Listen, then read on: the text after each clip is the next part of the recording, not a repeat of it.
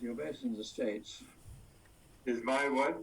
Is your approach, which is actually incredible, is it going to be in sync with John Lindy's approach? John, I didn't hear the name. He's John Lind. Oh, John Lind. He's waving a hand. I've had all my teeth removed. So I thought you were talking about somebody in the States. Yeah. Yes, it's similar to it. We're just testing the whole system.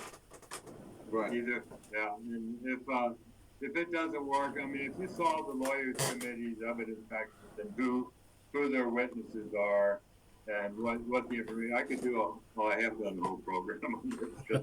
I personally, because I've been at this since 2003, know too much about 9/11 to remain silent, and I won't. And I live in Islamabad, Pakistan. I've been here for 11 years. I'm married to a Pakistani. So the U.S. government knows that they've got this stigma. Oh, God.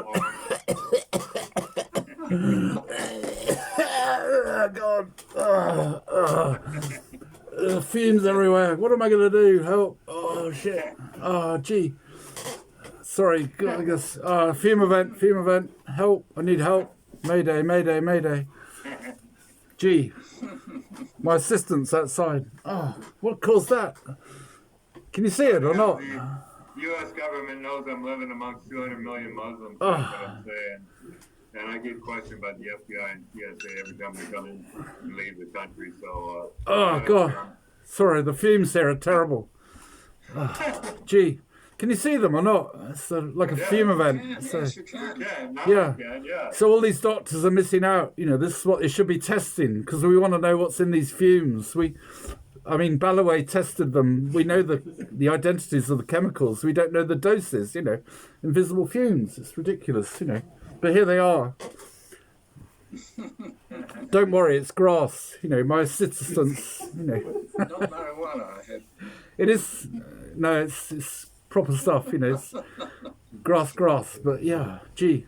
Yeah. But listen, thank you so much for your time today, everybody. Dan especially, you're a great guy. I really appreciate what you've done, Well, John, I appreciate everything you've done and continue to do. And I know you'll do this until the end of your life because it's such an important issue.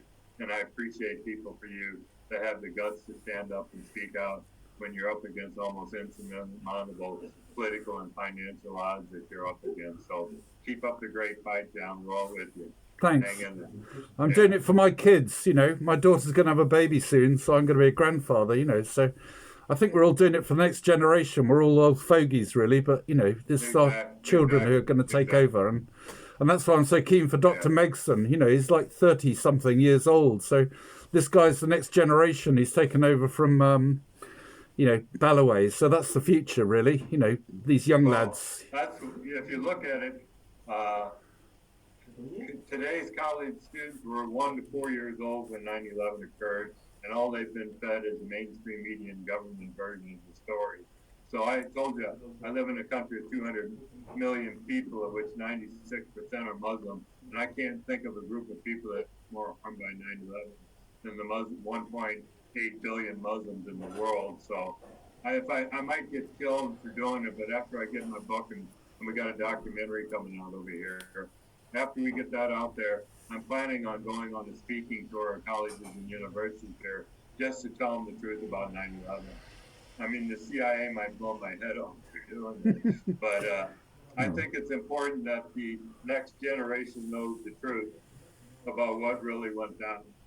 And I can't think, I use alternative media, but I can't think of any other ways of doing it. So. Yep. Okay. Well, thank you, gentlemen and ladies. Tammy, you're just a great spokesman. I love you for what you've done over the years, and thank you very much for joining us today. We've got another meeting in 5 minutes, so that's kind of it, really. But thank you so much for your participation. And Kit, I really appreciate your... But actually, what would be best if you could write to Tim Clark and Richard Branson. I know Royce Seaman, he said the same thing. But, I haven't got a way of talking to these people. So we need, messengers like you to sort of send the word up to these people, really. And the BBC and, all these newspapers and so on, they need to cover this thing. They need to see the potential for it really. So, that would be really kind actually. So thank you very much again. Will you see you later on this evening at 7:30? I've got a date tonight. I'm sorry. Another time. I'll see you next week. Indeed. Yeah. It's been kind of a big day for me, but I've got an American interview later at 6:30 to 7, I think, UK time. So, I'm a bit preoccupied, I'm afraid. But so, I think you're all fantastic. Thank you so much for joining in, and I wish you a good day. See you in 5 minutes, guys. Okay, thank you so much for your help. I really appreciate it. Thank you, Dan. Okay, cheers. Bye-bye. Bye, thank you.